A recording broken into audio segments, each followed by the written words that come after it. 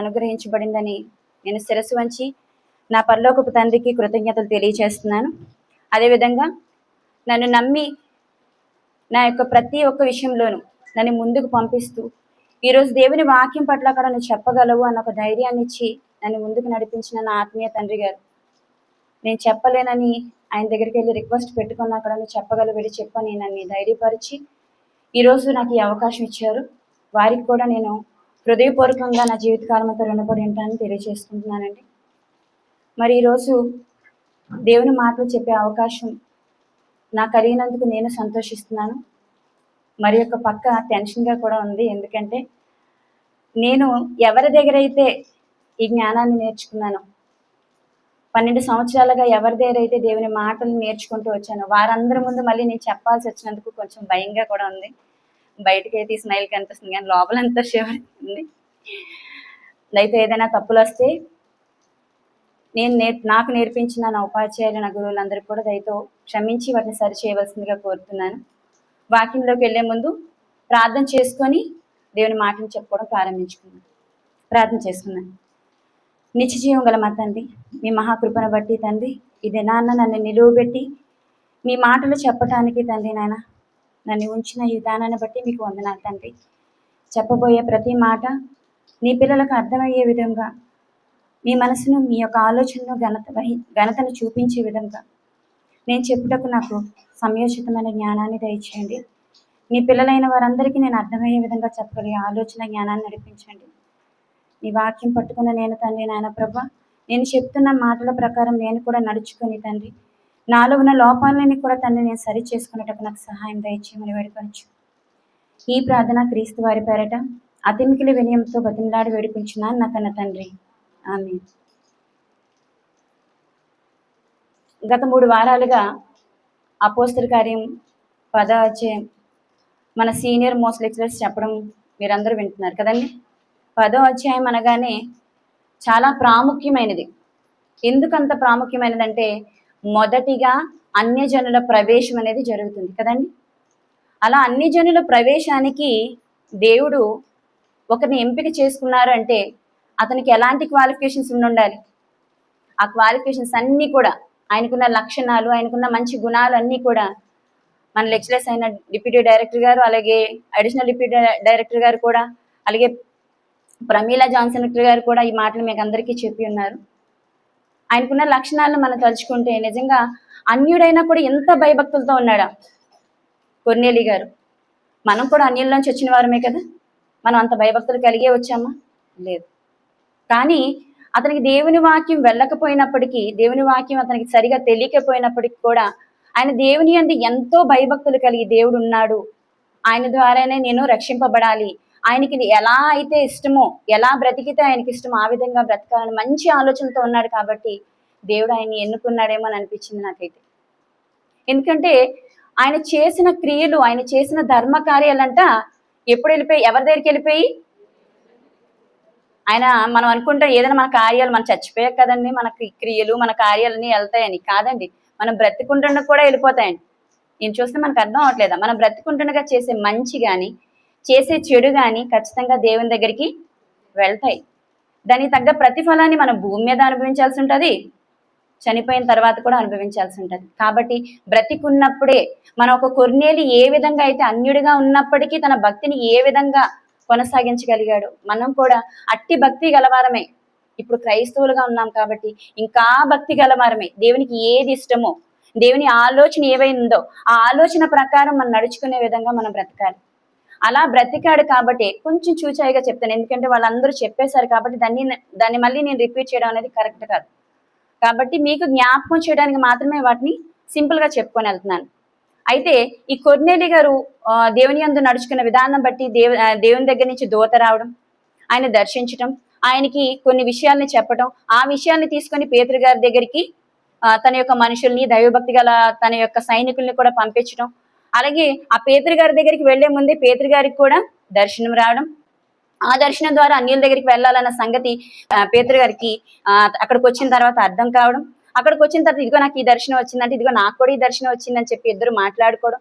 అలా మాట్లాడుకున్న తర్వాత వారు దేవుని యొక్క మాటలు మీరు ఏం చెప్పాలనుకుంటున్నారో, మేము రక్షణ కలగడానికి, మేము రక్షింపబడడానికి ఏ మాటలైతే అవసరమో వాటిని చెప్పమని కొర్నేలి గారు పేతురు గారిని అడగడం.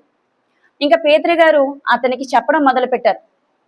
ఇదిగో యోహాను బాప్తిస్మ ఇచ్చింది మొదలుకొని మిగతా సంగతులన్నీ కూడా మీరు అందరికీ తెలిసే, అక్కడ జరిగిన సంగతులన్నీ అక్కడ ఎలా ప్రకటింపబడ్డాయి అవన్నీ మీకు తెలుసు అంటున్నారు. ఎందుకు తెలుసు అంటున్నారంటే యేసుక్రీస్తు వారు ఎక్కువ సువార్త ప్రకటించిన ప్రాంతాలు ఏమున్నాయి? గలిలయ, సమరయ, యోదయ. ఎటు నుంచి ఎటు పేర్లను మ్యాప్ గుర్తుంచుకుంటే మనకి ఎలా ఈజీగా గుర్తుండిపోతుంది. ఈ సమరయకి మనం మ్యాప్ చూసినట్లయితే, చివరి భాగంలో మ్యాప్ చూసినట్లయితే, క్రొత్త నిబంధన పాలస్తీనా మ్యాప్ చూసినట్లయితే సమరయకి ఎడమ చేతి పక్క సముద్ర తీర ప్రాంతంగా కైసరియా కనిపించిందండి. కనిపించిన అందరూ చూడండి. ఆ ప్రదేశాలు కూడా మనకు గుర్తుంటే మనం ఈజీగా ఏ విషయాన్నైనా అర్థం చేసుకోగలం. కైసరియా కనిపించిందా? అలా కొంచెం కిందకి వెళ్తే యొప్పే కనిపిస్తుంది. యొప్పే అనగానే ఏం గుర్తొచ్చింది? అలాగే పేతురు గారు ప్రస్తుతం పేతురు గారు ఉన్న స్థలం కూడా. అలాగే ఈ యొప్పేకి మధ్యలో అంటే ఈ యువతల వైపు కుడి వైపున ఉన్న ఊర్లు చూసినట్లయితే అక్కడ యోదయలో యెరూషలేం కూడా ఉంది. యెరూషలేం గురించి ఎందుకు చెప్తున్నానంటే నెక్స్ట్ మనం యెరూషలేం దగ్గరికి వెళ్తాం కాబట్టి. ఓకేనా? ఇంకా మ్యాప్ లో వచ్చేసి మన పాఠంలోకి వచ్చేద్దాం. అయితే పేతురు గారు సువార్త చెప్పడం ప్రారంభించారు. ఇదిగో ఆ యొక్క ప్రాంతాలలో యేసుక్రీస్తు వారు సువార్త ప్రకటించారు. ఎందుకంటే యేసుక్రీస్తు వారు సువార్త ప్రకటించేటప్పుడు చుట్టుపక్కల ఉన్న ప్రాంతాలు అందరూ కూడా చేరిపోతుండేవారు. ఆయన ఎక్కడికైతే వెళ్తున్నారో ఆ యొక్క ప్రాంతాలు మనం మత్తయి సువార్త 4వ అధ్యాయంలో నేర్చుకున్నాం. ఆయన వస్తుంటే ఆ చుట్టుపక్కల ప్రాంతాల వారు అందరూ జనసమూహాలు అందరూ కూడిపోతుంటారు అతని మాటలు వినడానికి. ఇంకా స్వస్థతలు అనేవి జరిపింపబడుతున్నాయి కాబట్టి స్వస్థతలు చేయించుకోవడానికి ఇలాంటి కారణాలతో వాళ్ళందరూ కూడా రావడం, యేసుక్రీస్తు వారు అంటే ఎవరు అక్కడ ఉన్న వారందరికీ అర్థం అవడం జరిగింది. అలా ఉన్న ఆయన ఏ విధంగా స్వస్థతలు పరిచాడు ఇవన్నీ కూడా అందరికీ తెలిసిన విషయాలు ఈ ప్రాంతాల్లో ఉన్న వారందరికీ. అలాగే ఇంకా కిందకి వెళ్తే ఏం చెప్తానికి యేసుక్రీస్తు వారిని శిలువరానిపై యేసుక్రీస్తు వారికి ఏ విధంగా సిలువ వేసేశారు, సిలువ వేసిన తర్వాత 3 దినాలకి ఏ విధంగా ఆయన లేచారు, అందుకు మేము సాక్షులు, ఆయనతో కూడా మేము భోంచేసామే, మేము సాక్షులుగా ఉన్నాము, ఆయన మాకే కనిపించారు అని చెప్పడం జరుగుతుంది.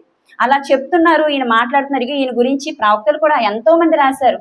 రాయలేదా? మనందరం చదువుకున్న విషయాలే కదా. యెషయా గారు రాశారు, ఇర్మియా గారు రాశారు, తర్వాత మీకా గారు రాశారు, జకరియా గారు రాశారు, యోవేలు గారు రాశారు. ఈ ప్రవచనాలన్నీ మనకు తెలిసినవే కదా.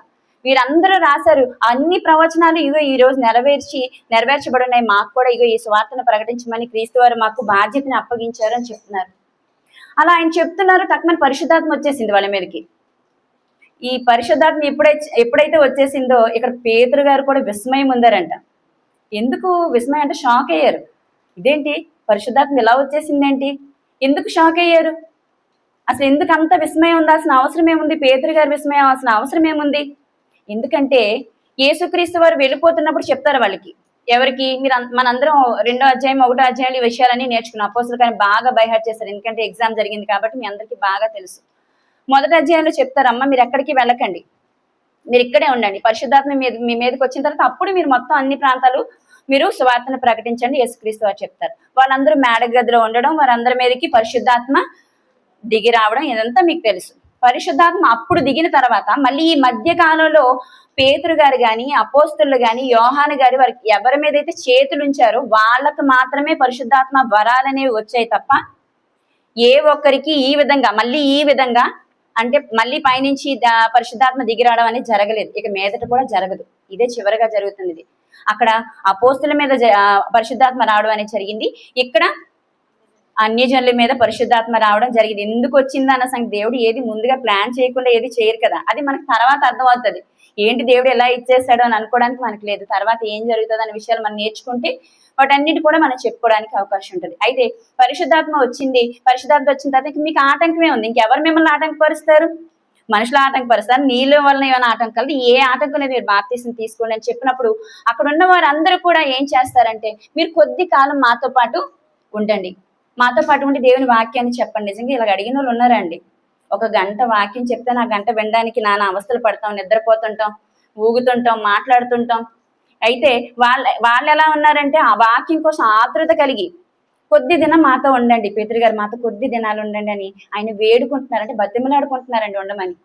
ఆ కొద్ది దినాలు ఉండే సమయానికి ఇక్కడ యెరూషలేములో ఏం జరుగుతుంది అన్నదే ఈ యొక్క 11వ అధ్యాయం యొక్క ప్రారంభం. ఒకసారి చదువుకుందాండి. అపోస్తుల కార్యము 11వ అధ్యాయము మొదటి వచనం. అపోస్తుల కార్యములు 11వ అధ్యాయం మొదటి వచనం.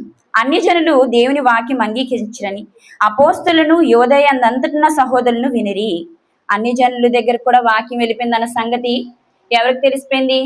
యెరూషలేములో ఉన్న యోదయ అందరికీ తెలిసిపోయింది, అపోస్తులకు కూడా తెలిసిపోయింది. విన్నవారు విన్నట్టు ఉండలేదండి. వాళ్ళ మనసులో ఎలాంటి భావన ఉందనేది 2వ వచనంలోకి వెళ్ళేసరికి మనకు అర్థమవుతుంది. 2వ వచనం కూడా చూసుకుందాం, 2, 3 వచనాలు కూడా చూసుకుందాం. పేతురు యెరూషలేమునకు వచ్చినప్పుడు సున్నతి పొందిన వారు, నీవు సున్నతి పొందని వారి యొద్దకు పోయి వారితో కూడా భోజనం చేస్తువని అతనితో వాదము పెట్టుకొనిరి. ఇక్కడ సున్నతి పొందిన వారు అంటే ఎవరు? ఇశ్రాయేలీలు. ఎందుకంటే వారికి ఎక్కడి నుంచి వచ్చింది నిబంధన అనేది? అబ్రహాం గారి దగ్గర నుంచి వచ్చింది. అక్కడి నుంచి అందరూ సున్నతి పొందినారు. ఇశ్రాయేల్ ఎవరైతే అవుతారో వాళ్ళందరూ ఖచ్చితంగా సున్నతి పొందారు. ఈ సున్నతి పొందిన ఈ యూదులైన వారు, ఇశ్రాయేల్ అయిన వారు ఎవరైతే ఉన్నారో వారు ఏం చేస్తున్నారంటే పేతురు గారితో వాదన పెట్టుకుంటున్నారంట. అడగొచ్చు కదా, అసలు ఎందుకు వెళ్ళారు పేతురు గారు మీరు? అడిగితే ఏ సమస్య అయినా తీరిపోతుంది కదా. అడగరు. అడగకుండా ఏం చేస్తారు? ఫస్ట్ గొడవ, రెండు నువ్వెంత నేనెంత అని.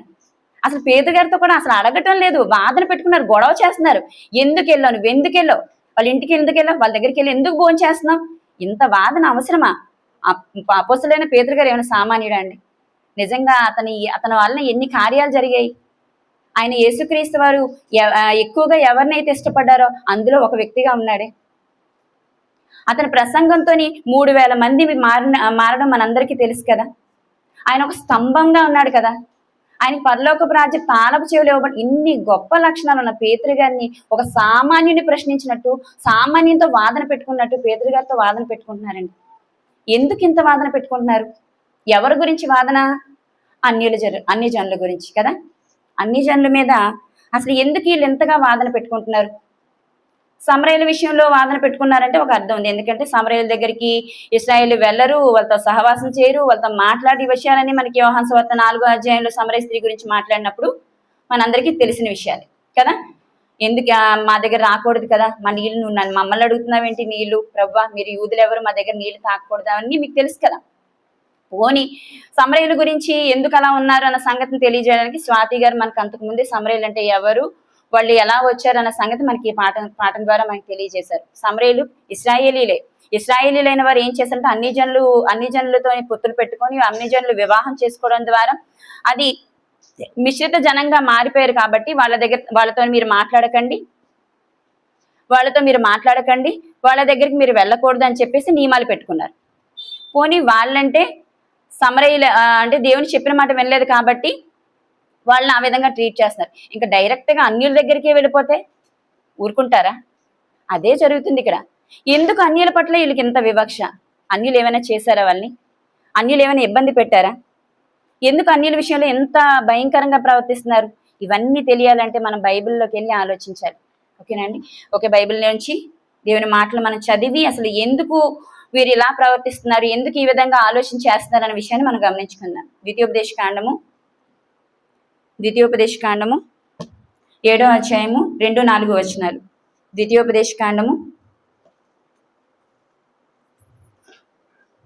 7వ అధ్యాయము. నీ దేవుడైన యెహోవా వారిని నీకు అప్పగించినప్పుడు నీవు వారిని హతము చేయవలెను, వారిని నిర్మూలన చేయవలెను, వారితో నిబంధన చేసుకొనకూడదు, వారిని కరుణింపకూడదు, నీవు వారితో వియ్యమందకూడదు, వారి కుమారునికి నీ కుమార్తెని ఇయ్యకూడదు, నీ కుమారునికి వాని కుమార్తెను పుచ్చుకొనకూడదు. ఇదంతా ఎవరు చెప్తున్నారో తెలుసా? ఎవరు రాయిస్తున్నారు? ద్వితీయోపదేశ కాండం అనగానే ఎవరు రాస్తున్నారని తెలుస్తుంది మీకు? మోషే గారు. 5 కాండాలు ఆయనే కదా రాశారు. అయితే ఈ మాటలు సొంతంగా మోషే గారు రాశారా? కాదు. దేవుని చేత చెప్పబడిన వాడే, దేవుని చేత ప్రేరేపింపబడేవాడే ఈ యొక్క మాటలు రాశారు కదా. అంటే ఈ మాటలు ఎవరు చెప్తున్నట్టు? దేవుడే చెప్తున్నట్టు కదా. మరొక మాట కూడా చూసుకుందాం. నిర్గమాకాండము 34వ అధ్యాయము 15, 16 వచనాలు. నిర్గమాకాండము 34వ అధ్యాయము 15, 16 వచనములు. ఆ దేశపు నివాసులతో నిబంధన చేసుకొనకూడదు, జాగ్రత్త పడుము. వారు ఇతరుల దేవతలతో వ్యభిచరించి ఆ దేవతలకు బలి అర్పించుచున్నప్పుడు ఒకడు నిన్ను పిలిచిన ఎడల నీవు వాని బలిద్రవ్యములు తినకుండా చూచుకొనుము. ఈ విషయాలు వాళ్ళతో అన్యులతో నువ్వు సహవాసం చేయొద్దు. వాళ్ళు ఒకవేళ అక్కడ ఉన్నా కూడా వాళ్ళ దగ్గరికి మీరు వెళ్ళకూడదు అని దేవుడే మోషే ద్వారా వీరికి చెప్పిస్తున్నాడు. దేవుడే చెప్పిస్తున్నాడు అండి. దేవుడు ఈ విధంగా చెప్పించడం ఏంటి? అసలు ఎందుకు వెళ్ళొద్దు అంటున్నాడు అన్న విషయాలు మరికొన్ని 2 ఉన్నాయి, కానీ వాటిని చదవనవసరం లేదు. కానీ మీకు అందరికీ తెలిసినవి నేను చెప్తాను. ఆ రెఫరెన్స్లు మీరు నోట్ చేసుకుంటే చాలు. యెహోషువ గ్రంథము 23:13. అలాగే సంఖ్యాకాండము 33:55. యెహోషువ గ్రంథము 23:13, సంఖ్యాకాండం 33:55. ఇక్కడ ఏమున్నాయంటే, మీరు అన్యులతో ఒకవేళ సహవాసం చేస్తే, మీరు అన్యులతో వెళ్ళి మీరు బియ్యం అందుకుంటే వాళ్ళు ఎలా మారిపోతారో తెలుసా మీకు? ఉరిగా మారిపోతారు, బోనుగా మారిపోతారు. ఇంకా అంతేకాదు, మీ కళ్ళలో అంటే మీ కన్నుల్లో ముళ్ళులా మారిపోతారు అంటున్నాడు. ఎందుకంత భయంకరంగా అన్య జనుల గురించి దేవుడు చెప్పాల్సి వస్తుంది అంటే, వివక్ష అనేది నేను ఇంకా యూదుల్లో ఉంది, ఇశ్రాయేల్లో ఉంది అనుకున్నా. అయితే దేవుల్లో ఉందా వివక్ష అనేది? మీరు ఇలా వివక్ష చూపించండి అని దేవుడే చెప్పాడా వాళ్ళకి? కాదండి. ఎందుకు అంటే, మీరు ఇందాక చదివిన రెఫరెన్స్ గుర్తుందా మీకు? దేవుడు పక్షపాతి కాదు. మరి పక్షపాతి కానప్పుడు మరి ఇక్కడ ఎందుకు వారితో సహవాసం చేయొద్దు, వారి దగ్గరికి వెళ్ళొద్దు, వారితో మాట్లాడొద్దు, వారితో బియ్యం అందొద్దు, వాళ్ళు అసలు మీ ప్రదేశాల్లోనే ఉంచొద్దని దేవుడు ఎందుకు చెప్తున్నాడు? మరి దేవుని చెప్పిన మాటలా కాదా? మరి దేవుని చెప్పిన మాటలైతే దేవుడు ఎందుకు చెప్తున్నారు? ఏమో తెలియదని చాలా మంది పెదవి విరిచేస్తున్నారు. అయితే ఖచ్చితంగా దేవుడు ఎందుకు చెప్తున్నాడు అన్న విషయం మనకు తెలియాలి కదండి. మనం నమ్ముకున్న దేవుడు ఎంత గొప్పవాడో, మనం నమ్ముకున్న దేవుడు ఎలాంటి పక్షపాతం లేనివాడు, మనం నమ్ముకున్న దేవుడు ఎలాంటి వాడు, ఎలాంటి ఘనత నందినవాడు, ఎలా మనల్ని దేవుని యొక్క ఆలోచనలో మనల్ని ఎలా నడిపించాడు, ఇవన్నీ తెలియాలంటే ముందు దేవుని ఆలోచన తెలియాలి మనకి. దేవుని ఆలోచన తెలియకుండా మనం దేవునిలో స్థిరులుగా నిలబడలేం. దేవుని ఆలోచన తెలిస్తేనే మనం గట్టిగా ఆయన పట్టుకొని నిలబడగలం కదా. భర్త ఏంటి అని తెలిస్తేనే భర్త మీద ఉన్న గౌరవం, ప్రేమ ఇంకా ఇంకా పెరుగుతుంది. పిల్లలు ఏంటి అని తెలిస్తేనే పిల్లల పట్ల వాళ్ళు ఎలా ఉన్నారు, వాళ్ళ ప్రవర్తన ఏంటని మనకు తెలుస్తుంది. వాళ్ళని ధైర్యంగా మనం ఒకరితో పంపించగలం, ధైర్యంగా ఒక్కరిగా కూడా పంపించగలం. ఎందుకంటే వాళ్ళు ఏంటో మనకు తెలుసు కాబట్టి. ఇప్పుడు దేవుడు ఏంటో అనేది మనకు తెలిస్తేనే దేవుని పట్ల మనం ఎంత ధైర్యంగా, ఎంత దర్జాగా నిలబడాలో కూడా తెలుసు. మన దేవుడిని ఒక్క మాట అనడానికి వీళ్ళది. ఎవరైనా ఎలాంటి ప్రశ్న వేస్తే నేను సమాధానం చెప్పగలను అన్న విధంగా మనందరం ఉండాలి కదండి. అయితే ఎందుకు దేవుడు ఈ మాట అనాల్సి వచ్చింది, ఎందుకు ఇలా చెప్పాల్సి వచ్చింది అని తెలియాలంటే పూర్తిగా వెనక్కి వెళ్ళండి. అపోస్తల కార్యం నుంచి ఆదికాండం వరకు తీసుకెళ్ళిపోతుంది, ఎక్కడో తీసుకెళ్ళిపోతుంది అని అనుకోకండి. మళ్ళీ మిమ్మల్ని పాఠంలోకి తీసుకొచ్చేస్తాను. ఆదికాండంలోకి వెళ్ళినట్లయితే బైబిల్ ఎవరు తెరవద్దు, అందరికీ తెలిసిన విషయాలు, మీరు అందరూ విన్న విషయాలే. వాటిని మీకు కూలంకుషంగా చాలా చక్కగా విపులంగా మీకు అర్థమయ్యే విధంగా చెప్పడానికి నేను ప్రయత్నిస్తాను. ఆదికాండంలో దేవుడు 6 దినాల సృష్టి చేస్తారు.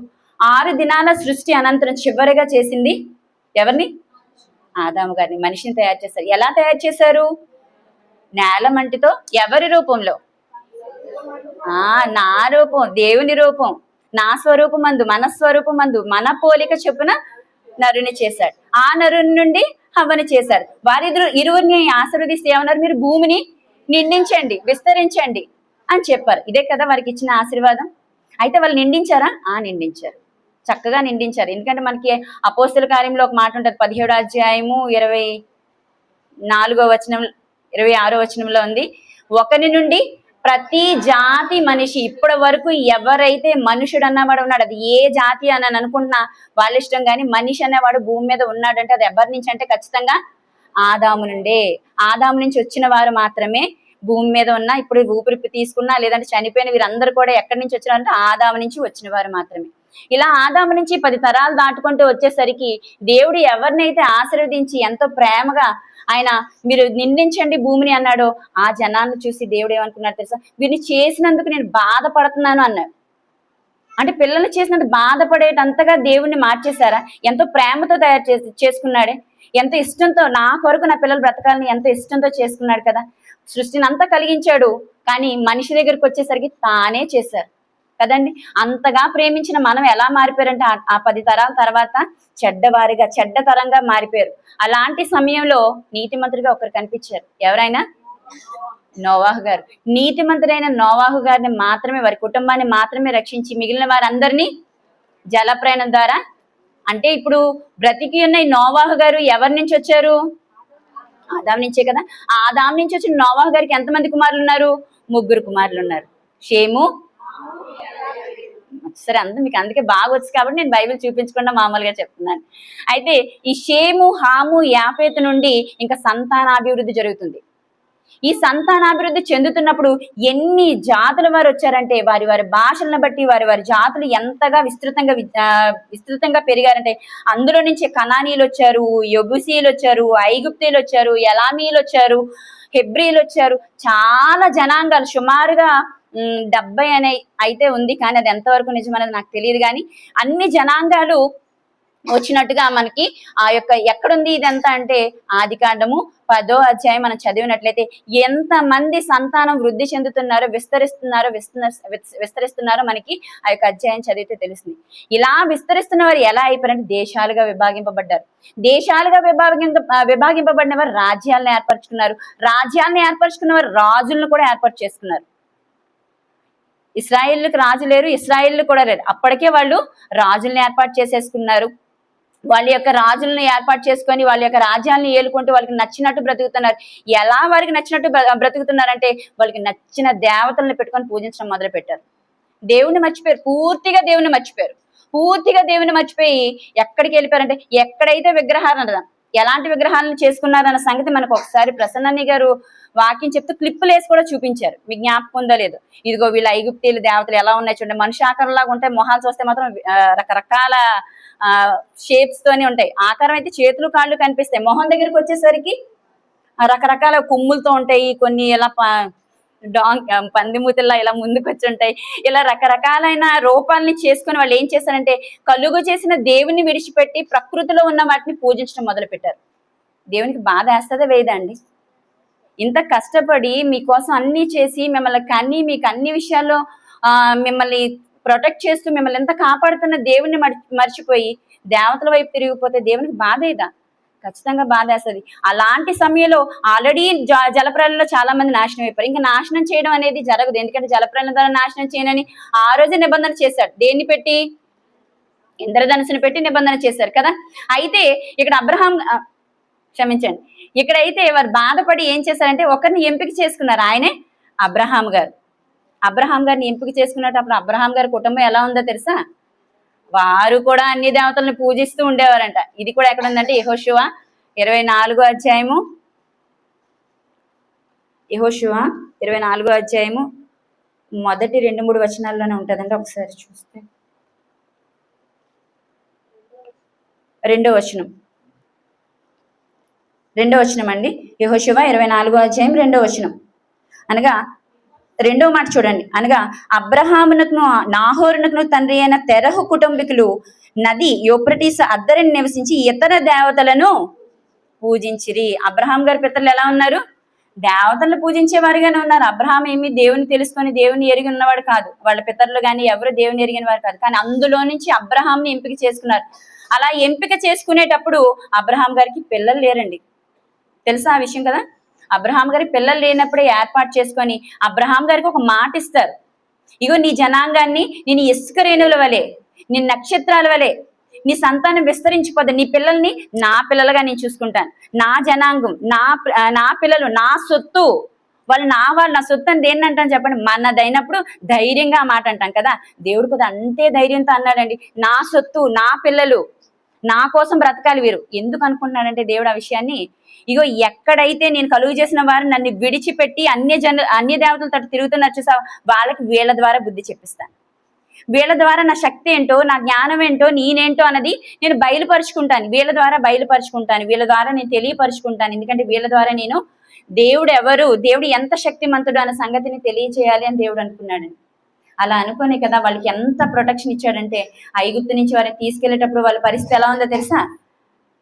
వాళ్ళ చెప్పులు అరిగిపోలేదు, బట్టలు ఎన్ని సంవత్సరాలు?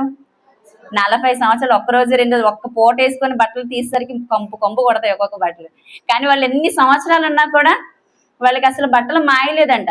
40 సంవత్సరాలు కూడా వాళ్ళ ప్రయాణంలో దేవుడు వాళ్ళు అంతగా ప్రొటెక్ట్ చేస్తే వాళ్ళు ఎలా మారిపోయారంటే, అంత ప్రేమించి ఇచ్చిన వారికి ఎలా మారిపోయారని తెలుసుకునే ముందు మోషే గారు ఏం చేస్తారంటే ధర్మశాస్త్రాన్ని ఇస్తారు. దేవుని యొక్క అంగీకారం మేరకు దేవుడు రాసిచ్చిన ధర్మశాస్త్రాన్ని వారికి ఇస్తారు. ఆ ధర్మశాస్త్రం ఇచ్చే ముందు కూడా చెప్తారు, నాయన మీరు వీటి చొప్పున, ఈ కట్టడల చొప్పున, ఈ నియమముల చొప్పున మీరు తప్పకుండా నెరవేర్చాలి, ఎలా నడుచుకోవాలి, వీటిని మేరకూడదు, మీరు వీటిని మేరకుండా ఉండాలి అని. ఎందుకు ఈ నిబంధనలు ఇస్తున్నా అంటే, బయట వారు భయంకరంగా ఉన్నారు, వారితో వీళ్ళు సమానులు కాకూడదు. ఇందాక చదివించామే రెఫరెన్స్లన్నీ ఏమున్నాయి, అన్ని జనులతో సహవాసం చేయకూడదు, వారి దగ్గరికి వెళ్ళకూడదు, వారితో బియ్యం అందకూడదు, వారితో నిబంధనలు చేసుకోకూడదు, ఇవన్నీ ఉన్నాయి చూసారా. ఇందుకు చెప్పాడండి దేవుడు. ఒకవేళ వారితో సహవాసం చేస్తే మీరు కూడా అలా మారిపోతారేమో, మీరు కూడా వారితో సమానులు అయిపోతారేమో, మీరు కూడా నన్ను విడిచిపెట్టేస్తారేమో అన్న ఒక దీనితోని వాళ్ళకి అన్ని జాగ్రత్తలు చెప్పండి. మీరు జాగ్రత్తలు తీసుకోరా మీ పిల్లల్ని స్కూల్కి పంపించేటప్పుడు? ఎన్ని జాగ్రత్తలు చెప్తారండి. అమ్మ తలెత్తి చూడకు, మా మమ్మీ అలా చెప్పేవారు, ఇప్పుడు ఎలా చెప్తున్నారు అన్నది మీ అందరికీ తెలుసు. బ్యాడ్ ఫ్రెండ్షిప్ చేయకండి, టైం కరెక్ట్గా వెళ్ళండి, టైం కరెక్ట్గా వచ్చేయండి, బెల్ కొట్టగానే వెంటనే ఇంటికే వచ్చేయాలి, ఇటు అటు వెళ్ళకండి, ఫ్రెండ్స్తో తిరగొద్దు. ఇవన్నీ జాగ్రత్తలు చెప్తారా లేదా? ఒక తల్లి తండ్రి పిల్లలకి ఏ విధంగా జాగ్రత్తలు చెప్తున్నారో దేవుడు కూడా తన పిల్లలైన వారందరికీ అన్నే జాగ్రత్తలు చెప్పాడండి. అన్ని జాగ్రత్తలు చెప్పి అన్ని నిబంధనలు వారికి ఇచ్చి, ఈ 10 ఆజ్ఞలతో పాటు ఇచ్చిన ఆజ్ఞలే ఇవి కూడా. ఎందుకు చెప్తున్నాడంటే జాగ్రత్తలు చెప్తున్నాడు, మీరు జాగ్రత్తగా ఉండండి, అన్యులతో కలిస్తే. నిజంగా అలా అవుతుందా లేదా అన్న సంగతిని మనం అబ్రహాం కుమారుడైన ఇస్సాకు విషయంలో మనం ఆలోచన చేస్తే, యాషావు ఏం చేశాడు, ఎవరిని పెళ్లి చేసుకున్నాడు? అన్ని జాతి స్త్రీలను వివాహం చేసుకున్నాడు. వాళ్ళు ఎంత తలపోటుగా మారిపోయారు అబ్రహాం గారికి. ఇగో అలా చేసుకుంటే ఇలా అయిపోతారని. మనకు కూడా జ్ఞాని అయిన సొలొమోన్ అనే ఒక వ్యక్తి గురించి మాట్లాడుకుంటాం, తెలుసు కదా మీ అందరికీ. జ్ఞాని అయిన సొలొమోన్, ఆయన కూడా ఏ విషయంలో తప్పు చేశాడు? భార్యలు అన్ని జాతీయ స్త్రీలను వివాహం చేసుకోవడం వల్ల ఎలా మార్చారు? జ్ఞాని అయిన సొలొమోన్నే మార్చేసినప్పుడు సామాన్యులైన వారిని మార్చరా? సామాన్యులైన వారిని మార్చకుండా ఉంటారండి? జ్ఞానినే మార్చేశారు. జ్ఞానవంతుడినే అన్ని దేవతల తట్టు తిప్పే విధంగా చేసేసారు. అన్ని దేవతలు బలి వేసే విధంగా, బలి ఇచ్చే విధంగా, అన్ని దేవతలు పూజించే విధంగా మార్చేస్తే సామాన్యులైన వారు ఏమైపోతారు కదండి. అందుకే దేవుడు జాగ్రత్తలు చెప్పాడు. అన్ని జాగ్రత్తలు చెప్పి తన పిల్లల కోసం ఎన్నో ప్రొటెక్షన్ చేసుకుంటూ ఎంతో వాళ్ళకి భద్రతని ఏర్పాటు చేస్తూ నడిపిస్తుంటే వీళ్ళు ఏ విధంగా మారిపోయారో తెలుసా అండి. దేవుడైతే పక్షపాతి కాదండి, కానీ వీళ్ళేమనుకుంటున్నారంట, లేఖనాలు మావి, అబ్రహాము మావాడు, మోషే ఎవరు అనుకున్నావు, మావాడు, మా పితరులు వాళ్ళు అందరూ మా వాళ్ళు. ఇప్పుడు మనం గొప్పలు చెప్పుకుంటాం చూడండి కొంతమంది, మేము ఎప్పటి నుంచి ఉన్నాం తెలుసా, ఈ పునాది పడక ముందు నుంచే మేము ఇక్కడ ఉన్నాం, ఇవే కదండి గొప్పలు చెప్తారు. వాళ్ళు కూడా అలాగే చెప్పాడు. ఇగో మేము ఎవరు అనుకున్నారు, మోషే ఎవరు అనుకున్నారు, అబ్రహాం గారు ఎవరు, మా పితరులు, వాళ్ళు ఎవరు మీ వాళ్ళు ఏమీ కాదు, మా వాళ్ళు ఇల్లు. ఎవరు ధర్మశాస్త్రం ఇచ్చారు? మాకు ధర్మశాస్త్రం. లేఖనాలు ఎవరికి ఇచ్చారు? దేవోక్తులు ఎవరికి ఇచ్చారు? మా వశం చేశారు. దేవోక్తులు మా వశం, మావి. మీరందరికీ సంబంధాలు ఇవి ఓన్లీ మాకు మాత్రమే ఇచ్చాడు, మమ్మల్నే రక్షించాడు, మాకే కనాని దేశాన్ని ఇచ్చాడు. ఇంత గొప్పలు చెప్పుకుంటూ వాళ్ళు ఎలా అంటే దేవుని విడిచిపెట్టి, దేవుని ఆజ్ఞలన్నీ విడిచిపెట్టేసి ఎలాంటి విషయాల్లో వాళ్ళు దేవుని నియమాలు పాటిస్తున్నారో తెలిసి యేసుక్రీస్తు వారు వచ్చాక చెప్తారు. ఏ విషయాల్లోని పాటిస్తున్నారు? పారంపర్య ఏంటి, సోంపు, దశంభాగం, జీలకర్ర. చేతులు కడుక్కున్నావా, బయటికి వెళ్ళొచ్చావు, కాళ్ళు కడుక్కున్నావా అంటే దేవుడు ఏం చెప్పడం అవన్నీ వదిలేశారు. దేవుడు చెప్పినవన్నీ వదిలేసి దేవుని చెప్పని చిన్న చిన్న విషయాలు, అనవసరమైన విషయాలను పట్టుకొని వాళ్ళు పెద్దవి చేసి చూపిస్తున్నారు. దేవుడు అసలు అన్ని జనులుగా ఉండిపోవాలని దేవుని కోరిక మిగతా వాళ్ళందరినీ కాదు కదా. దేవుడు అబ్రహాం గారికి సున్నతి విషయమే మాట ఇచ్చినప్పుడు ఒక విషయం కూడా ఉంటది. అన్ని జనులు ఒకవేళ మీలో కానీ ఉంటే వాళ్ళకు కూడా సున్నతి ఇమ్మన్నారా లేదా? అంటే వాళ్ళని కూడా ఇశ్రాయేలుకి అమ్మనే కదా అర్థం. అంటే వాళ్ళని కూడా దేవుని పిల్లలుగా మారమనే కదా అర్థం. అలాగే నిర్మాకాండంలో కూడా ఉంటది, ఎవరైనా పస్కాను అనుసరించాలి అని అనుకుంటే వాళ్ళు ఖచ్చితంగా ఏం చేయాలి? వాళ్ళ పురుషులు ఎవరైనా ఉంటే సున్నతి చేసుకోండి. అప్పుడు ఖచ్చితంగా, అంటే అన్యులు ఎవరిని బయటికి పొమ్మని దేవుడు చెప్పలేదు, కానీ వీళ్ళు చెప్పుకుంటున్నారు గొప్పలు. ఏమైనా గొప్పలు చెప్పుకుంటే మావి, అన్ని మావి, మమ్మల్ని రక్షించాడు, మాకు దేశాన్ని ఇచ్చాడు. దేవుడు అందరినీ సమానంగా చూస్తున్నారు అన్న విషయాన్ని మొన్న డిప్యూటీ డైరెక్టర్ గారు చెప్పినప్పుడు యెషయా గ్రంథంలో చూపించారు కదా. ఐగుప్తులు కూడా నా పిల్లలే, అలాగే మీరు నా పిల్ల, మీరు ఏం తక్కువ కాదు, వాళ్ళు ఏం తక్కువ కాదు అని చెప్తున్నప్పుడు, అలాగే మరొక మాట కూడా వీళ్ళ గొప్పతనాలు చూసి ప్రవక్త అయిన ఆమోసు గారు ఏమని రాయించారో మనం ఒకసారి చూసుకున్నట్లయితే, ప్రవక్త అయిన ఆమోసు గారు రాసిన గ్రంథము 9వ అధ్యాయము 7వ వచనం. ఇశ్రాయేలీలారా, మీరును కూషీయులను నా దృష్టికి సమానులు కారా? అంటే కూషీలు వేరేవారు కాబట్టి, అన్యులు కాబట్టి వారు నా వాళ్ళు కాదని దేవుడు అంటున్నారా? అనటం లేదండి. వాళ్ళు మీరు కూడా నాకు సమానులే, వాళ్ళెంతో మీరు నాకంతే. ఇంకమ్మా చదువు. నేను ఐగుప్తు దేశంలో నుండి ఇశ్రాయేలీలను, కఫ్తూరు దేశంలో నుండి ఫిలిస్తీయులను, కీరు దేశంలో నుండి సిరియన్లను రప్పించి తిని ఐగుప్తు దేశం నుండి ఇశ్రాయేల్ ఒక్కరినే రక్షించలేదండి. ఐగుప్తుల నుండి ఇశ్రాయేల్ ఒక్కరినే వాళ్ళని భద్రతగా చూసుకుంటూ వాళ్ళని విడిపించారు. మమ్మల్ని తప్ప ఎవరిని విడిపించలేదు అని అంటున్నారు కదా వీళ్ళకి. అందుకే బుద్ధి చెప్పడానికి ఆమోసు గారి ద్వారా, ప్రవక్త అయిన ఆమోసు గారి ద్వారా చెప్తారు, ఇగో మిమ్మల్నే కాదర్రా నేను ఎంతమందిని రక్షించాను, ఇగో వీరందరినీ కూడా నేనే రక్షించాను. దేవుడు శిక్షించే విషయంలో కూడా సమానత్వాన్ని చూపించాడు, అలాగే వాళ్ళు రక్షించే విషయంలో కూడా సమానత్వాన్ని చూపించాడు తప్ప ఎక్కడ పక్షపాతం అనేది దేవుడు చూపించలేదు. శిక్షించేటప్పుడు ఇశ్రాయేల్ని శిక్షించకుండా ఉన్నారా? మీరు ప్రతిసారి ఆదివారం సాయంత్రం క్లాసులో వింటున్నారా లేదా? వాళ్ళని ఏం చేశారు, ఇశ్రాయేల్ని ఏం చేశారు? న్యాయాధిపతుల గ్రంథంలో అంతా మనం చూసినప్పుడు న్యాయాధిపతి చనిపోగానే వాళ్ళు ఎప్పుడైతే త్రోవ తప్పిపోతున్నారో ఇక వాళ్ళు చెతక్కొట్టించాను, వాళ్ళ అనగద్రొక్కించని. ఎందుకు? తప్పు చేస్తున్నారు కాబట్టి వీళ్ళని చెతగొట్టారు. అలాగే తప్పు చేసిన తూరు వారిని శిక్షించలేదా? సీదోను వారిని శిక్షించలేదా? నినివే వారిని శిక్షించలేదా? ఫిలిస్తీన్ దేవుడు వాళ్ళకి ఎలా శిక్షలు ఇచ్చాడో వీళ్ళకి అలాగే శిక్షలు ఇచ్చాడు.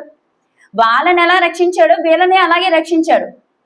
వీళ్ళు ఏమనుకున్నారు, మేము గొప్ప, మమ్మల్ని రక్షించాడు. కాదు కాదు, దేవుడు ఇద్దరిని రక్షించాడు, వాళ్ళని రక్షించాడు, వీళ్ళని రక్షించాడు. వాళ్ళకి శిక్ష విధించాడు, వీళ్ళకి శిక్షించాడు. ఇదిగో నేను మిమ్మల్ని ఎన్నుకున్నాను కాబట్టి మీరు స్పెషల్ అయ్యారు తప్ప మీరు స్పెషల్ అయ్యి ఉండబట్టి మిమ్మల్ని నేను ఎన్నుకోలేదు. మీరు ఏదో ప్రత్యేకత ఉంది కాబట్టి నేను ఎన్నుకున్నాను అనుకుంటున్నారేమో. మీలో ఏం ప్రత్యేకత లేదు. నేను ఎన్నుకున్నాను కాబట్టి మీరు ప్రత్యేకులుగా కనబడుతున్నారు. ఎందుకంటే వాళ్ళు నడుస్తుంటే ఐగుప్తు దాటి కనానికి వెళ్తుంటే దారిలో అందరూ ఎలా భయపడేవారు? ఆ చుట్టుపక్కల ప్రాంతాల వాళ్ళు ఎల్లనిస్తే ఎక్కడ వీళ్ళేమో మిడతల్లా ఎంతమంది సైన్యం ఉన్నారా బాబు, ఒక్కసారి వచ్చి మనమే పడిపోతాం, మన అసలు చీమల్లా కనిపించాం, అందుకే వీళ్ళు ఇటు నుంచి వెళ్ళిస్తే మేమేమైపోతామని భయపడేవారు. ఫిలిస్తీన్లు కూడా మందసాన్ని ఎత్తుకొని పోయినప్పుడు వాళ్ళు కూడా అలాగే భయపడతారు. పట్టుకొని వెళ్ళి దాగోని దేవత ముందు పడతారు, దాగోని దేవత కూడా పడిపోతుంది. ఇంకా ఏం చేయాలో తెలియక ఎక్కడి నుంచి అక్కడికి, అక్కడి నుంచి ఇక్కడికి తిప్పుతారు. మొత్తం అందరినీ శుభ్రంగా అక్కడ చెత్తకు కూడా వదిలేసరికి మొత్తం అమ్మో మన దగ్గర పనికిరాదు, ఈ మందసం మన దగ్గర ఉండాలి, దేవుని మందసం మన దగ్గర ఉండడానికి పనికిరాదు, అక్కడికే పంపించేయాలని భయపడతారా లేదా? ఎరుకో వెళ్ళేటప్పుడు అక్కడున్న స్త్రీ ఎవరు? రాహాబ్ అనే వేశ్య. ఏమని చెప్తుంది, ఇదిగో మీ యొక్క గొప్పతనాన్ని మీ దేవుడు కాపాడారే, ఐగుప్తు నుంచి మిమ్మల్ని రప్పించారే, అవన్నీ మాకు తెలిసినప్పుడు, ఇదిగో మీరు ఆరిన నేలపై, సముద్రం నుంచి ఆరిన నేలపై వచ్చినప్పుడు దేవుడు చేసిన కార్యాలు చూస్తే మాకు ఏమనిపించింది? గుండెలు కరిగిపోయి అంట. విన్నవాళ్ళేమో అంత చక్కగా వాళ్ళ గుండెలు కరిగిపోయి మాకు భయం వేసింది, మిమ్మల్ని చూస్తే మీ యొక్క దేవుడి యొక్క పిల్లలు వీళ్ళ దగ్గరికి వెళ్తే మేము ఖచ్చితంగా ఓడిపోతాను భయంతో వచ్చారు యుద్ధానికి కూడా. వాళ్ళందరూ అలా భయపడుతున్నారు, కానీ వీళ్ళు దేవునికి భయపడడం మానేశారు. దేవుడు ఎవరితోనైతే దేవుని కనుపరుచుకుందాం అని ఆనందపడ్డాడు, వాళ్ళ ద్వారా దేవుని చూపించుకుందాం అనుకున్నాడు, వాళ్ళు దేవుని చూపించడం మానేశారు. కానీ మిగతా వాళ్ళందరూ దేవునికి భయపడుతున్నారు, బయట దేశస్తులు దేవునికి భయపడుతున్నారు. నేను కనుపరుచుకోవాలి, నా యొక్క గొప్పతనాన్ని నేను నా పిల్లల ద్వారా తెలియపరచుకోవాలంటే ఆ పిల్లలు ఎవరు దేవుని గురించి చెప్పేవారుగా లేరు. తిరిగి వాళ్ళు ఏమైపోయారంటే అదే అన్ని దేవతల్ని పూజించడం, అదే అన్ని జనుల వైపు తిరిగిపోవడం, వాళ్ళతో వివాహాలు చేసుకోవడం, వాళ్ళతో సంబంధాలు పెట్టుకోవడం, వాళ్ళతో నిబంధనలు చేసుకోవడం చేసి దేవుని బాధ పెట్టేవారుగానే మారిపోయారు. అలా బాధ పెట్టే సమయంలో దేవుడు అనుకున్నాడు, దేవుడికి ఏమైనా అందరూ నశించిపోవడం ఇష్టమా? కాదు కదా. బైబిల్లో ఉంటది, ఎవ్వరూ నశించిపోవటానికి ఇష్టం లేదు, అందరూ కావాలి దేవునికి, అందరూ తన దగ్గర చేరిపోవాలి. నరులారా తిరిగి రండి, నా దగ్గరికి రండి అని చెప్తున్నారు కదా. అందుకే ఆయన దగ్గర చేరాలనే ఆశతో దేవుడు ఏం చేశారంటే తన ప్రియ కుమారుడైన యేసుక్రీస్తు వారిని పంపించారు. సుజాతక్క గారు చెప్పారు, ఉభయులను ఏకం చేయాలి, అడ్డుగా ఉన్న గోడని పడగొట్టాలి, గోడని పగలుంటే మొత్తం అందరినీ కూడా ఏం చేయాలి. ఇప్పుడు గ్రీసు దేశం లేదు, అన్యుడని లేదు, ఇంకెవ్వరు లేరు, అందరూ కూడా నా పిల్లలే, అందరూ కూడా సమానమే, ఇంకెవ్వరు ప్రత్యేకింపబడిన వారని కానీ లేదంటే ఏం లేదు. యూదుడైనా సరే బాప్తిసం తీసుకున్న తర్వాత ఏమవుతాడు? క్రైస్తవుడు. ఇప్పుడు అన్యుడైన బాప్తిసం తీసుకుంటే క్రైస్తవుడు. ఎవరైనా సరే క్రైస్తవుడే అవ్వాలి. యేసుక్రీస్తు వారు వచ్చి ఎవరిని కనిపించారు? దేవుని ప్రేమను కనపరిచారు, దేవుని చూపించారు, దేవుని యొక్క ఆ యొక్క ఔన్నత్యాన్ని దేవుని మనందరికీ తెలియజేసి ఆయన ప్రేమని ఏంటి, ఆయన యొక్క గొప్పతనాన్ని తెలియపరిచి ఆయన మన కొరకు, మన పాపాల కొరకు ఆయన సిలువ మీద బలి అయిపోయారు. బలి అయ్యి కుమారుని ద్వారా ఈరోజు మనకి రక్షణ కలుగుతుంది. రక్షణ పొందుకున్న మనము, బాప్తిసం ద్వారా రక్షణ పొందుకున్న మనం కూడా ఎలా ఉండంటే క్రీస్తుని కనపరచాలి. ఇప్పుడు మనం ఎవరిని కనుపరచాలి? క్రీస్తుని నిజంగా కనుపరుస్తున్నామా మనం? మనలో క్రీస్తు కనిపిస్తున్నారా?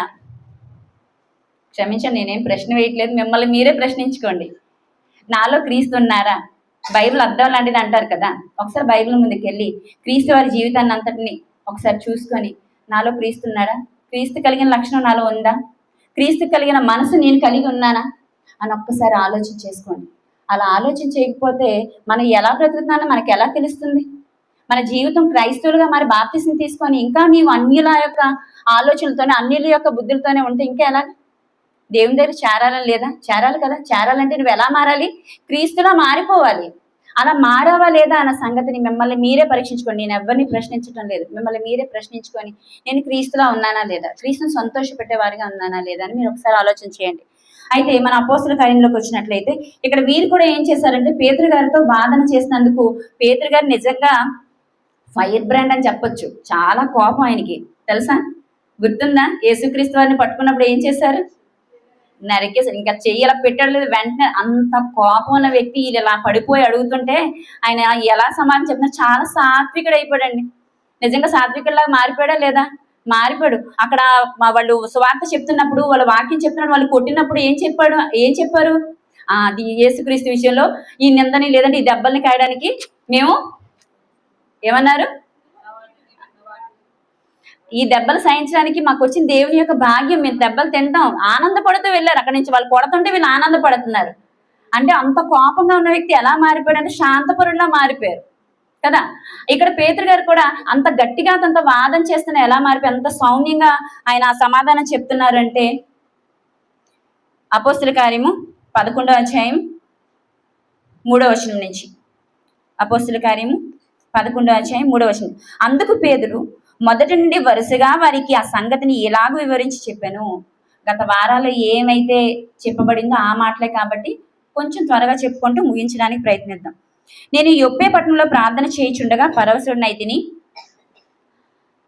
అప్పుడు ఒక దర్శనం నాకు కలిగాను. అది ఏమనగా 4 చెంగులు పట్టి దిబ్బబడిన ఒక పెద్ద, ఇది మీకు అందరికీ తెలుసు. ఏమని దర్శనం కలిగిందో పేతురు గారు చెప్తున్నారు. ఎవరికి చెప్తున్నారు ఇదంతా? యెరూషలేములో ఉన్న యూదులందరికీ, ఎవరైతే వాదన చేశారో వాళ్ళందరికీ, అక్కడ అందులో అపోస్తలు కూడా ఉండొచ్చు, వారందరి ముందు చెప్తున్నారు. ఏమనంటే, ఇదిగో నాకు దర్శనం కలిగింది, 4 చెంగులు కట్టి ఉన్న ఒక దుప్పటి వంటి పాత్ర ఒకటి వచ్చింది, దాంట్లో చతుష్పాద జంతువులు, పురుగులు, పక్షులు అన్ని ఉన్నాయి, వాటిని చంపుకొని తినువు అని చెప్పేసి అన్నప్పుడు పేతురు గారు ఏమన్నారు? ప్రభువా, నేను ఎప్పుడు ఎలాంటివి తినలేదు ప్రభువా. ఎందుకంటే ఈయన కూడా ఎవరు? పేతురు గారు యూదుడే కదా. వాళ్ళకి కొన్ని నియమాలు అనేవి ఇచ్చారు కదా. అప్పుడు కొన్ని తినకూడదు, ఇవి తినొచ్చు, ఇవి తినకూడదు అని నియమాలు ఉన్నాయి కాబట్టి వాటిని బట్టి ఆయన తినడానికి ఇష్టపడలేదండి. అంటే అంత జాగ్రత్తగా నడుచుకున్నాడు తన జీవితంలో. అంటే ఖచ్చితంగా దేవుడు చెప్పిన మాటల ప్రకారం నడుచుకుంటున్నాడు కాబట్టి ప్రభువా, నేను ఎప్పుడు ఎలాంటివి ఏం తినలేదు ప్రభువా అని చెప్పాడు. 3 సార్లు వచ్చింది. 3 సార్లు కూడా ఆయన అదే సమాధానం చెప్పాడు. ఆ పాత్ర మళ్ళీ ఎత్తివేయబడింది. 10వ వచనం. ఇలాగ ముమ్మారు జరిగెను. తర్వాత అదంతయు ఆకాశంలోకి తిరిగి తీసుకొని పోబడెను. వెంటనే కైసరియా నుండి నా యొద్దకు పంపబడిన 3 మనుషులు మేమున్న ఇంటి యొద్ద నిలిచియుండిరి. ఈ విషయం కూడా మీకు తెలుసు. 3 వచ్చారు. 2 సైన్యాధిపతి, ఒక దేవుని యందు భయభక్తులు కలిగిన సైన్యాధిపతి ఒకరు, మరొక 2 సైనికుల్ని వారి దగ్గరికి ఆహ్వానించడానికి పంపించారు. ఒక దైవజన్ని పిలవడానికి డాడీ గారు కింద రూల్స్ పెట్టారు. రూల్స్ పెట్టండి. ఏంట్రా బాబు ఈ రూల్స్, ఇలాంటివన్నీ పెడుతున్నారు. చాలా మందికి అనిపిస్తుంది, జేబీఆర్సీ నడిపించిన వాళ్ళందరికీ అనిపిస్తుంది, ఏంటి వెళ్ళి దిగబెట్టాలా, వెళ్ళి తీసుకురావాలా ఇవన్నీ అని. కానీ ఈ రూల్స్ ఎక్కడ ఉన్నాయంటే బైబిల్లో ఉన్నవే. పేతురు గారి దగ్గర పంపించినప్పుడు ఏం చెప్తున్నారంటే, ఇదిగో దేవుని యందు భయభక్తులు కలిగి దేవుని యందు బ్రతుకుతున్న ఒక మంచి వాడిని, అంటే మంచి దేవుని యందు భయభక్తులు కలిగిన వాడిని ఒకరిని పంపించాలి. ఇంకా సైనికులు అంటే ఎలాంటి వాడిని పంపించాలనే విషయంలో కూడా జాగ్రత్త తీసుకుంటున్నారు కొర్నేలి గారు. వాళ్ళని పంపించారు. వాళ్ళు పంపించినప్పుడు వాళ్ళు ఎక్కడున్నారంటే, నా యొక్క దర్శనం అయ్యేసరికి వాళ్ళు నా ఇంటి ముందు ఉన్నారు.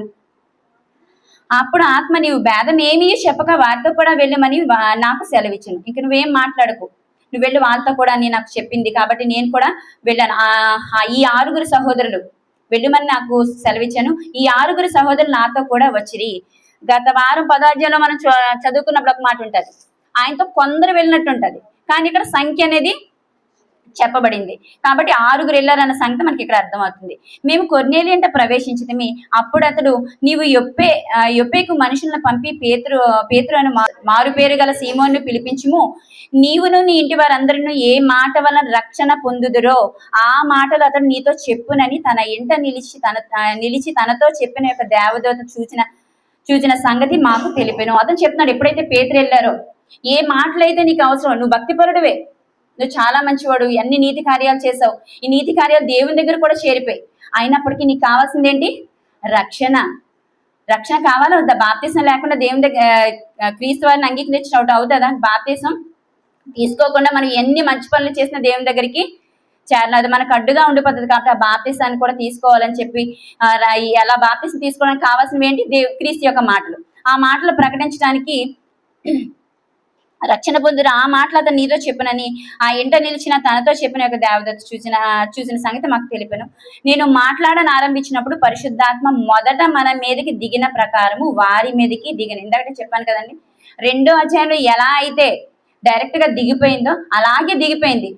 ఆ ముందంతా అతని పేతురు గారి చేతులు ఉంచితేనే, లేదంటే అపోస్తల చేతులు ఉంచగా పరిశుద్ధాత్మ వరాలు అనేవి వచ్చేవి, అంతే తప్ప వేరే విధంగా వాళ్ళకి రాలేదు. అయితే ఈ రోజు కూడా పరిశుద్ధాత్మ ఉందని చెప్పి రకరకాలుగా ప్రవర్తిస్తున్నారు. చాలా మందిని మీరు అబ్జర్వ్ చేసి ఉంటారు. నేనైతే డైరెక్ట్ గా చూశాను, పరిశుద్ధాత్మ వచ్చేస్తుందని. ఆ బోధకులు ఏం చేస్తారంటే మైక్ పట్టుకొని, దిగు పరిశుద్ధాత్మ దిగు, నువ్వు దిగి రావాలి మా మీదకి, కుమ్మరించండి ప్రభు కుమ్మరించాను కానీ వీళ్ళు వెంటనే ఆ ఉద్రేకంతో 4 గెంతులు గెంతి ఆ గట్టు దగ్గరికి వెళ్ళి పడిపోకుండా ఇంకొంచెం వెనక్కి వచ్చి పడిపోవడం, ఇలాంటివన్నీ నేను చూశాను మా డాడీ గారితో నేను వెళ్ళేటప్పుడు. అంటే ఎంత భయంకరంగా ఎప్పటి దినాల్లో ఉన్నారు, కానీ పరిశుద్ధాత్మ మళ్ళీ దిగి రావడం అనేది జరగదు. ఆల్రెడీ పరిశుద్ధాత్మ ఎక్కడున్నారు? మనలోనే ఉన్నారు. పరిశుద్ధాత్మ మనలోనే, వరాలనేవి ఇంక లేవు, కృపావరాలేదు, కానీ పరిశుద్ధాత్మ వరాలనేవి ప్రత్యేకింపబడి ఎవరి మీదకి అప్పుడు యోహాను నీళ్లతో బాప్తీసం ఇచ్చాను గాని మీరు పరిశుద్ధాత్మలోను బాప్తీసం పొందుదరని ప్రభు చెప్పిన మాట నేను జ్ఞాపకం చేసుకుని, ఈ మాట యేసుక్రీస్తు వారు చెప్పిన మాటని పేతురు గారు జ్ఞాపకం చేసుకున్నారు. కాబట్టి ప్రభు అయిన యేసుక్రీస్తు నందు విశ్వాసం ఉంచి మనకు అనుగ్రహించినట్టు దేవుడు వారికి కూడా సమాన వరము అనుగ్రహించి ఉండగా దేవుడు అడ్డగించటకు నేను ఏ పాటి వాడను? దేవునికి అడ్డు చెప్పడం నేను ఏ పాటి వాడిని? నేను ఎలా అడ్డు చెప్తాను? ఒకవేళ నీ చేతులు ఉంచుతానని చెప్పి మళ్ళీ మీరు అనుకుంటారేమో నాతో పాటు ఇంకొక 6 సాక్షులు వచ్చారు చూసారా, కావస్తే వాళ్ళని అడగండి. దేవుడు అందుకే పంపించారేమో 6గురిని కూడా, లేకపోతే మాత్రం పేతురు గారి మీద పడిపోతారా? ఇదిగో నువ్వు ఏమో చేతులు ఉంచడం వల్ల వచ్చిందేమో, వాళ్ళు పరిశుద్ధాత్మ ఎవరు చెప్పారని చెప్పి రివర్స్ అయిపోతారు. అందుకని ఆ మాట కూడా రాకుండా అతనితో పాటు 6గురు వెళ్ళడం జరిగింది. ఆ విషయాన్ని కూడా పేతురు గారు వివరిస్తున్నారు. ఇదిగో వాళ్ళ దగ్గర పరిశుద్ధాత్మ డైరెక్ట్ గా వచ్చేసారు. నేనేం చేతులు ఉంచితే రాలేదు, డైరెక్ట్ గా పరిశుద్ధాత్మ మనకి అప్పుడు మొదటిగా మన మీదకి ఏ విధంగా వచ్చిందో ఆ విధంగానే వచ్చేసింది అని చెప్పారు. అడ్డగించటకు నేను ఏ పాటి వాడును? దేవుడిని అడ్డగించగలమా ఎవరైనా? ఎందుకు ఇలా చేసావని రోమిల్ రాసిన పత్రికలో పౌలు గారు చెప్తారు. ఏమని? రూపించిన వానితో వెళ్ళి నన్ను ఎందుకు ఇలా చేసావు? కుమ్మరవాని దగ్గరికి వెళ్ళి కొండెళ్ళి నన్ను ఎందుకు ఇలా కొండలా చేసావు, మంచి పాత్రలా చేయొచ్చు కదా, మంచి దీపంలా తయారు చేయొచ్చు కదా అంటదా? అనదు. అలాగే యోబు గారు కూడా ఒక మంచి మాటను రాశారు. ఒకసారి దాన్ని ఆలోచించుకొని చివరిగా ముగించుకుందాం అండి. యోబు గ్రంథము 9వ అధ్యాయము 12వ వచనం. యోబు గ్రంథము 12వ అధ్యాయము, క్షమించండి, 9వ అధ్యాయము 12వ వచనం. ఆయన పట్టుకొని పోగా ఆయనను అడ్డగింపగలవాడు ఎవరు? ఎవరు అడ్డగిస్తారు ఆయన్ని? ఇప్పుడు కుమారులను తీసుకెళ్ళిపోయాడు ప్రభు, 7 కుమారులను తీసుకెళ్ళిపోయిన అడ్డగించాడా యోబు గారు? లేదే. ఆస్తి పట్టుకెళ్ళిపోయాడు, ఎందుకు ప్రభు నా ఆస్తిని అంతా పట్టుకెళ్ళిపోతుంది, ఎంత ఆస్తి దేనికి చెవు, దేని పట్టుకెళ్ళిపోతున్నావు అన్నాడా? అనలేదు. ఏముందమ్మా ఇంకా? ఆయన పట్టుకొని పోగా ఆయన అడ్డగింపగలవాడెవడు? నీవేమి చేయించున్నావని ఆయన అడగగలిగిన వాడు ఎవడున్నాడు? ఆయనకి ఎదురు చెప్పేవాడు ఎవడున్నారు? దేవుడే డైరెక్ట్ గా పరిశుద్ధాత్మ ఇచ్చినప్పుడు ఎందుకు పరిశుద్ధాత్మ ఇచ్చావని నేను అడగగలనా? పోనీ మీరు అడగగలరా? అడగలేరు కదా. అందుకే అడగడానికి నాకు ఏ పాటి అర్హత లేదు అని చెప్పని పేతురు గారు అక్కడ చెప్పడం జరిగింది. అలా ఎప్పుడైతే చెప్పారో అప్పటి వరకు అరిచిన వారందరూ ఏమైపోయారు? ఈ మాటలు విని మరేమీ అడ్డం చెప్పక, అట్లయితే అన్ని జనులకు దేవుడు జీవార్థమైన మనసును, వాళ్ళు కూడా ఈ యొక్క జీవార్థమైన వాక్యాన్ని నేర్చుకొని దేవుని దగ్గర చేరడానికి ఇదొక అవకాశాన్ని వారికి కూడా ఇచ్చారని చెప్పి, వారు మనసు దయచేసి ఉన్నాడని చెప్పుకొని దేవుణ్ణి మహిమపరిచిరి, దేవుని యందు సంతోషించారు. పోన్లే దేవుడు అందరిని ఇప్పటి వరకు పక్షపాతేమో, ఒకవేళ వాళ్ళని దూరంగా పెట్టున్నారు, వాళ్ళు ఏమో చెడ్డవారేమో అని అనుకున్నారు, కానీ వాళ్ళు దేవుడు పక్షపాతి కాడు. యేసుక్రీస్తు వరకు కూడా పక్షపాతి కాడు. అన్ని జనుల మీద కూడా వర్షం కురుస్తుంది, మన మీద కూడా వర్షం కురుస్తుంది. అయితే మనం చేయాల్సిన పని ఏంటంటే, ఆ రోజు వాళ్ళు చేయలేంది మనం ఈరోజు చేయాలి. వాళ్ళు దేవుని కనుపరచలేపారు, దేవుని చూపించలేపారు, దేవుని గొప్పతనాన్ని ప్రకటించలేపారు.